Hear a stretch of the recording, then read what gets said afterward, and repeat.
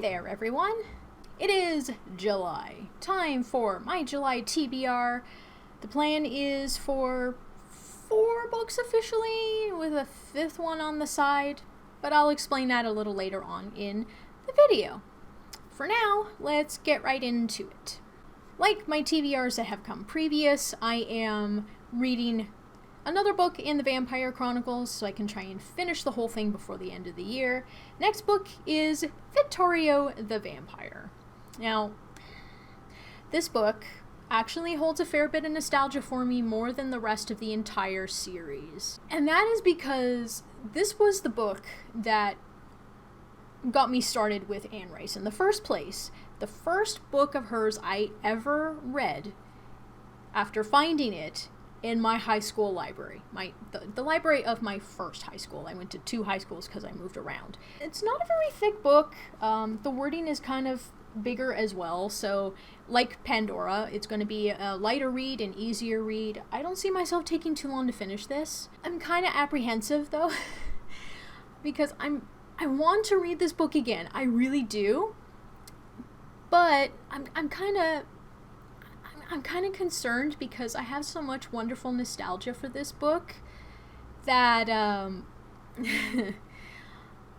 kind of concerned that now that I'm older and I've got more life experience, more reading experience, that maybe this book won't have the same kind of charm it did before. I don't know.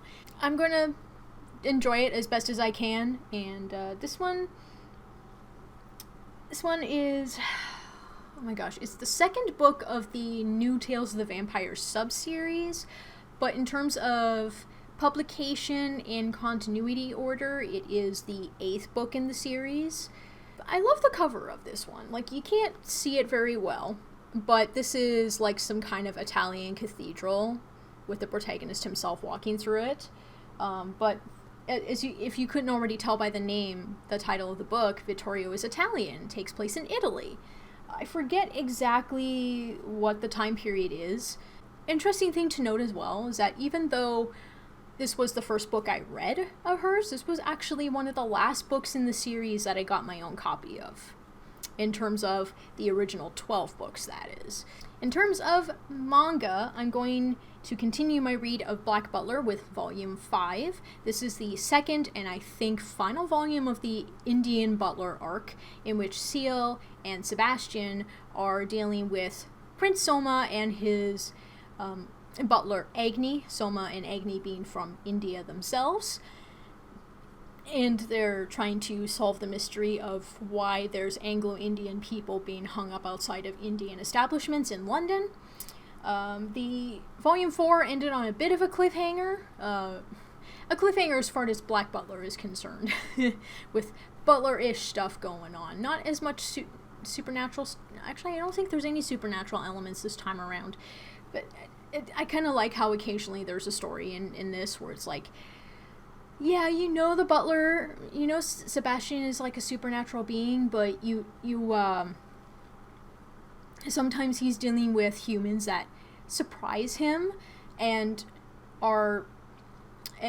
act in ways that he would think a supernatural being would, that you would think would. But, Sebastian himself confirms, no, this person is in fact human. So that is pretty interesting to me, especially after the Red Butler arc that came right before the Indian Butler arc. That one had a very much a supernatural tone to it, because you were introduced to a new supernatural character and stuff like that. So it's nice to have something a little more grounded this time. Then we have Volume 3 of Sailor Moon. This is the volume that, if I remember correctly, this volume finishes the Dark Kingdom arc and starts the Black Moon arc. It's been a while since I read it, so I'm just kind of guesstimating here. I do know that the arcs change partway through the book. I don't remember exactly when. If you can already tell, this is Sailor Mars on the cover. I love how there's all the fire around her and stuff. Very, very beautiful outfit. Really, really love these covers. I do remember later on in the Dark Kingdom arc, it gets a bit darker than what you would expect. Certainly darker than the 90s anime had made it out to be. Sailor Moon Crystal was fairly close to the way the manga arc turned out. So if you haven't read the manga, but you've seen Sailor Moon Crystal, you pretty much know how it's going to happen anyway. But it's still very nice to see it and read it for myself, and I'm going to enjoy it. Nostalgia and all. This book I'm about to show you, I'm super excited for. And that is A Blade So Black by L.L. McKinney. This will be my first young adult reading experience. Technically, I officially... What was I saying? Oh, yes. I did technically read the first 3 Harry Potter books, like, over a decade ago, but I don't really count that because not only was it a really long time ago, but I never finished the series, and the only parts I remember of those books are, like, what made it into the films. Like, I can play the film scenes in my head, don't remember jack about what was in the books, so I don't count those. So, A Blade So Black is the first book in a trilogy of young adult books called The Nightmareverse. It says on the bottom, a Nightmareverse book.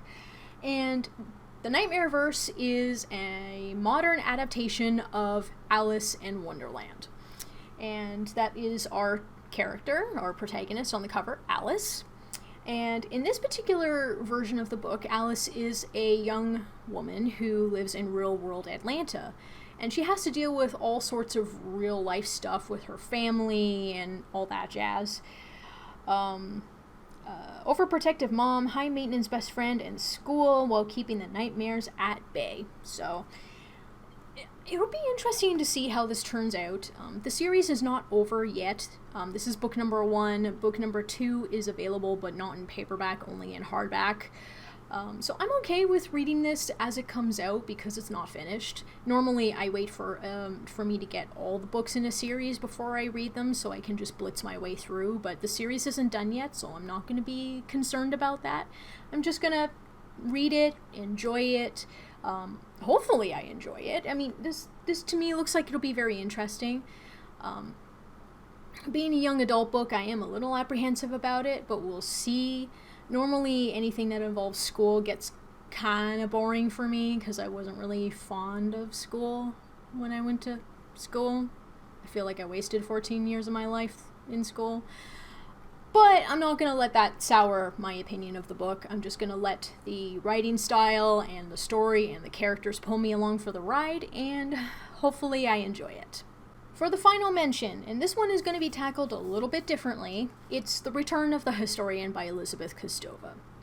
So, if you watched my June wrap-up video, you know I didn't even start this for June originally. I planned to read this for June. Didn't get around to it at all. What I decided on ultimately is that because this is such a huge book, that I'm actually going to read this over a period of a few months, not just 1 month. I'm going to spread it out, and I'm just going to finish it when I finish it. If I feel like picking it up and reading a chapter or two, great. If not, I'm not going to sweat it.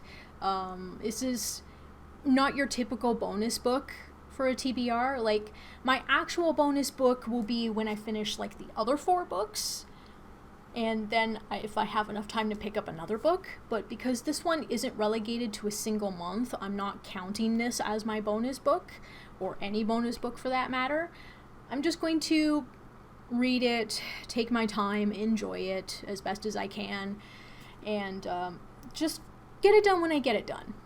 I think because of how big it is and how many words there are, and the fact that I'm back at work now and all that jazz, I think if I relegated this to a TBR, it'd be far too much for me to handle.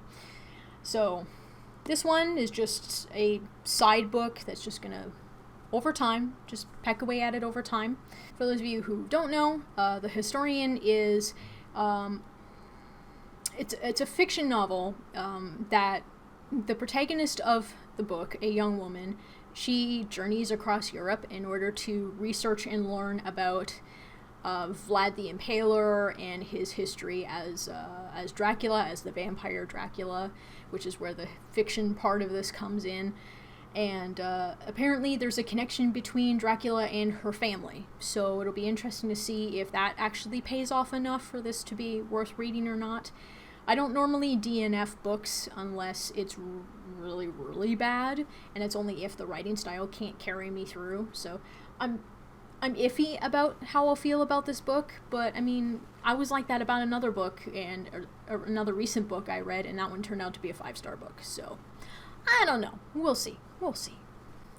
All right, there you have it. These are the 4 books / 5 books that I'm planning to read. I would love to talk with you about these books in the comments below, what you think of them, have you read any of them, anything else. And with that, I would like to thank you all for watching. I post a new video on Tuesdays and Fridays. Have a good one, and I will talk to you all later. Bye!